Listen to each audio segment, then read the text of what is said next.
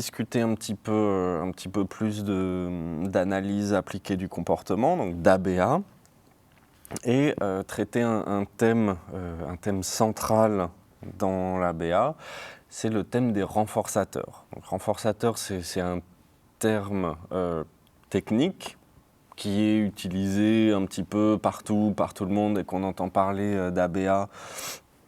On parle de renforçateur, mais on va voir un petit peu plus spécifiquement à quoi ça fait référence ce terme.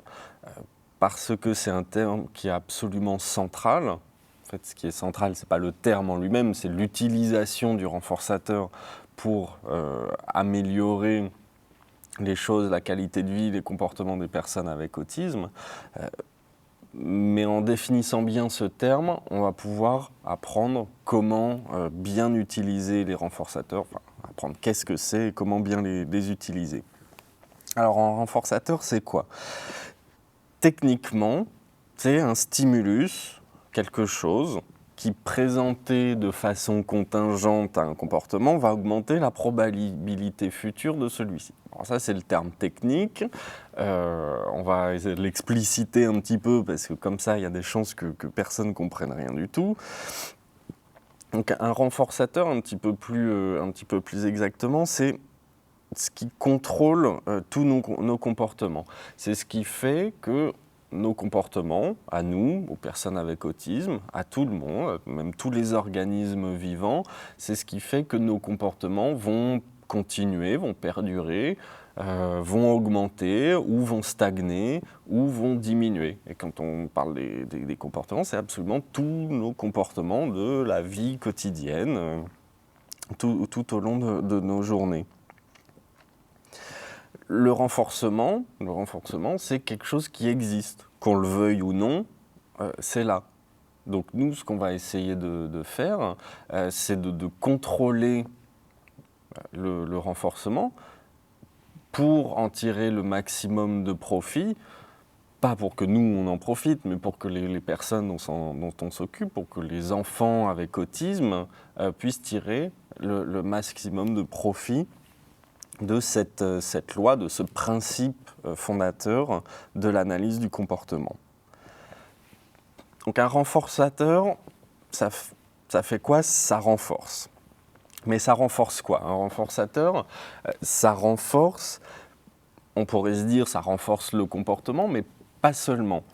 Quand on a discuté du schéma ABC, on a vu que le renforçateur, c'est la conséquence, c'est ce qui arrive en dernier. Et un renforçateur, ça renforce pas que le comportement, ça renforce pas que le B, ça renforce le lien entre des événements de l'environnement, le A, les antécédents, et le ou les comportements. Donc, il faut bien avoir ça en tête que quand on parle de renforçateurs, quand on va utiliser des renforçateurs, on ne va pas seulement se focaliser sur le comportement, on va parler du comportement dans son contexte. Et quand on va renforcer un comportement, on ne veut pas que ça soit juste le comportement qui apparaisse, on veut que ça soit le comportement dans un certain contexte. Alors pour comprendre un petit peu plus cette notion de renforçateur, de stimulus renforçant, on peut dire, on va partir des classifications. Il y a différentes classifications des renforçateurs. Une première classification, c'est selon l'origine de leur efficacité. Qu'est-ce qu'on veut dire par ça ?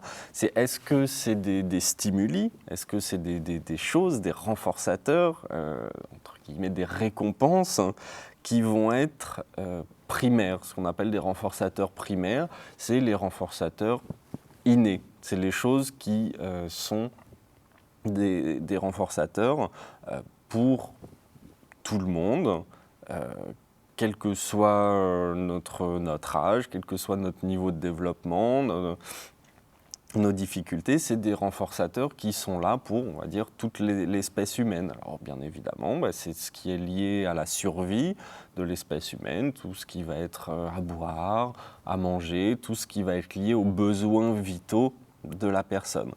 Donc ça, c'est des renforçateurs qui vont avoir un effet sur les individus parce qu'ils sont liés à la survie de l'espèce humaine, parce qu'ils sont innés. On a d'autres types de renforçateurs qui sont les renforçateurs secondaires. Et les renforçateurs secondaires, eux, ce n'est pas des choses qui sont valables pour tout le monde. C'est des renforçateurs qui sont liés à tel ou tel individu, selon ce qu'il a vécu, selon ses intérêts propres. Et comme on a certaines personnes qui vont préférer le café, d'autres qui vont préférer le thé. Voilà. On pourrait essayer de comprendre pourquoi c'est le cas, mais ce qu'on constate, c'est que des renforçateurs peuvent être différents. Et ça, c'est très important pour nous, parce que quand on va travailler avec les personnes avec autisme, il faut qu'on comprenne qu'est-ce qu'elles apprécient, qu'est-ce qu'elles aiment, qu'est-ce qui peut être renforçant pour elles, qu'est-ce qui va les motiver quelque part, et qu'est-ce qui va faire qu'elles vont être prêtes à apprendre, par exemple, des nouveaux comportements. Un deuxième type de classification des renforçateurs, c'est on classifie les renforçateurs selon le lien avec le comportement qui les précède. Alors, juste pour qu'on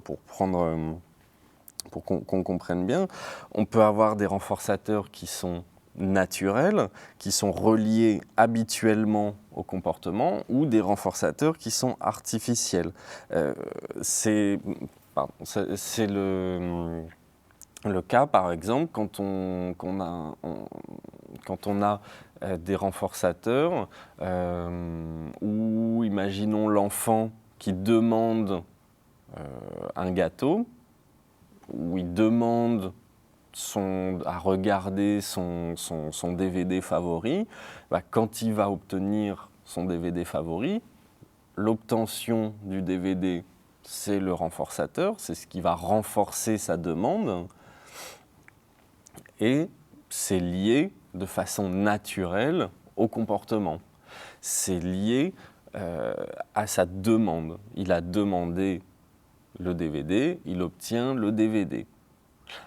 À l'inverse, un renforçateur qui serait un renforçateur artificiel, on peut imaginer, je ne sais pas, l'enfant qui fait 10 minutes de travail à table avec son éducatrice, ou l'enfant qui travaille pendant 10 minutes sur je sais pas, la séquence de l'habillage, et à la fin des 10 minutes, on lui met un DVD. Là, ça serait un renforçateur artificiel. Il n'y a a priori aucun lien entre le fait de s'habiller ou de travailler et le fait d'obtenir son DVD. À l'inverse, si on travaille sur l'habillement, on peut imaginer que quand l'enfant a fini de s'habiller, il a le droit d'aller dans le jardin pour faire 5 minutes de balançoire. Là, c'est un renforçateur naturel. Ça, c'est important aussi comme distinction, parce qu'un renforçateur, un comportement qui est renforcé naturellement, c'est un comportement qui va durer dans le temps. Un comportement qui est renforcé de façon artificielle, on va être constamment obligé d'être là pour le féliciter, ce comportement, pour le renforcer. Et ce n'est pas l'objectif de nos interventions. Nos interventions, elles visent à ce que l'enfant puisse avoir le maximum de spontanéité, puisse fonctionner du mieux possible lorsqu'il fait ses choix au quotidien. Et donc c'est pour ça qu'on va viser au maximum des comportements qui ont un renforçateur naturel. Une troisième classification qui est très intéressante, en particulier pour les personnes avec autisme, c'est une classification selon la modalité sensorielle impliquée par le renforçateur. Qu'est-ce qu'on entend par là? Donc on a les modalités sensorielles, les 5 sens, classiques, le toucher, l'odorat, le goût, la vue, etc. Et en général, on rajoute une autre catégorie qui est tout ce qui va être cinétique, tout ce qui est lié au mouvement du corps en particulier. quelques tableaux que je vais vous présenter.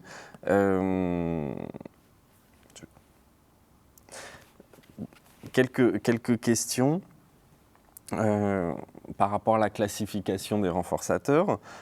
On peut se demander sur ces renforçateurs comment les classifier. Lorsqu'un enfant fait pipi aux toilettes et on lui donne un chocolat pour renforcer le comportement de faire pipi.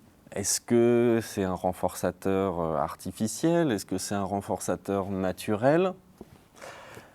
Dans un cas comme ça, a priori, il n'y a aucun lien entre faire pipi et obtenir un chocolat. Donc on est vraiment dans le cadre d'un renforçateur artificiel, quelque chose d'artificiel qui peut donner une plus-value importante au comportement, mais quelque chose qui est totalement artificiel et qui, dans le temps, devrait être diminué au profit de renforçateurs plus naturels. Quand on parle là de chocolat, le chocolat, c'est un renforçateur qui est, pour le coup, primaire. Quelque chose de la nourriture, c'est quelque chose, un renforçateur primaire, quelque chose qui est de façon innée renforçant. Alors le chocolat, c'est pas forcément inné, mais en tout cas l'alimentation, c'est quelque chose qui est inné, hein, des renforçateurs qui sont innés. Dans cet exemple-là, si l'enfant apprend à faire du vélo et que l'éducateur fait des chatouilles, est-ce que c'est un renforçateur inné ou acquis? Est-ce que c'est un renforçateur primaire ou secondaire? A priori, c'est plutôt secondaire. C'est pas inné qu'on aime bien les chatouilles. Et est-ce que c'est naturel ou est-ce que c'est artificiel? On a plutôt tendance à se dire que c'est quand même artificiel. À moins qu'on imagine que pour toute sa vie, l'éducateur va courir à côté de l'enfant et lui faire des chatouilles pendant qu'il fait du vélo, mais c'est assez peu probable. Lorsque le téléphone sonne, que l'on répond et qu'on entend la voix de sa maman, est-ce que là c'est un renforçateur artificiel ou naturel? A priori, c'est plutôt un renforçateur naturel. Je réponds au téléphone, j'entends une voix, c'est tout à fait naturel. Ce qui est renforçant, c'est que ça soit la voix de la maman. Est-ce que là, c'est un renforçateur inné? Est-ce que c'est un renforçateur acquis? Ça, c'est une question. Certaines recherches montrent que la voix de la mère est quelque chose qui est plaisant pour l'enfant, le nouveau-né ou même in utero. Peut-être que ça serait un renforçateur primaire. D'autres exemples. Lorsque l'enfant fait pipi aux toilettes et il retourne en classe pour faire les activités qui lui plaisent, est-ce que c'est naturel? Est-ce que c'est artificiel? Dans ce cas-là, ça a l'air d'être très naturel. Je fais pipi, je me suis soulagé, je retourne en classe, c'est naturel. Quand l'enfant, je lui enseigne à mémoriser son numéro de téléphone, il répète correctement son numéro de téléphone et je lui donne un jeton, je lui donne quelque chose comme ça, là c'est complètement artificiel. Donc il faut qu'on puisse passer sur quelque chose de plus naturel, comme dans l'exemple précédent, taper sur son téléphone et qu'après il puisse entendre la voix de sa maman. Là c'est naturel. Obtenir un jeton ou une petite pièce ou quelque chose comme ça qui symbolise la réussite, une bille, c'est absolument artificiel. Voilà. Et si à l'inverse, je lui apprends à mémoriser son numéro et que quand il le compose, il entend la voix de sa maman, là on est sur quelque chose de beaucoup plus naturel. On peut se poser la question, dans nos vies de tous les jours, dans vos vies de tous les jours, qu'est-ce qui fait que vos comportements perdurent? Par exemple, demander de l'eau quand on a soif. Qu'est-ce qui fait que le comportement va continuer à apparaître? Si on demande de l'eau, a priori, on s'attend à ce que quelqu'un nous donne de l'eau. à ce qu'on obtienne de l'eau, à ce qu'on puisse boire, à ce qu'on puisse diminuer cette sensation de soif. Donc qu'est-ce qui fait que le comportement perdure? C'est d'obtenir de l'eau et que la soif diminue. Si tout d'un coup on peut imaginer qu'on demande de l'eau mais qu'on n'obtienne plus de l'eau, qu'est-ce qui va se passer? Le comportement, de façon automatique, va diminuer. Qu'est-ce qui fait que quand vous avez soif, vous allez aller vous servir au robinet? C'est que vous obtenez de l'eau, ça diminue la soif. Si tout d'un coup l'eau est coupée ou le robinet ne fonctionne plus, qu'est-ce qui va se passer? Le comportement va diminuer. Il va se rediriger vers d'autres comportements, mais le comportement d'utiliser tel robinet n'étant plus renforcé, ce comportement-là ne sert plus à rien, il va diminuer. Qu'est-ce qui fait qu'on continue, quand on arrive le soir à la maison, à appuyer sur le bouton marche de la télécommande? Tout simplement, on appuie sur le bouton, l'image apparaît et on voit une émission qu'on apprécie. C'est ça qui fait que nos comportements, vos comportements, les comportements des personnes avec autisme vont perdurer. À l'inverse, si quand on arrive le soir et qu'on appuie sur le bouton marche, ça ne marche pas un jour, 2 jours, 3 jours, 10 jours, le comportement ne sera plus renforcé, il va diminuer. Et lorsque le comportement sera renforcé à nouveau, par exemple on aura changé les piles, là le comportement va réapparaître et va réaugmenter.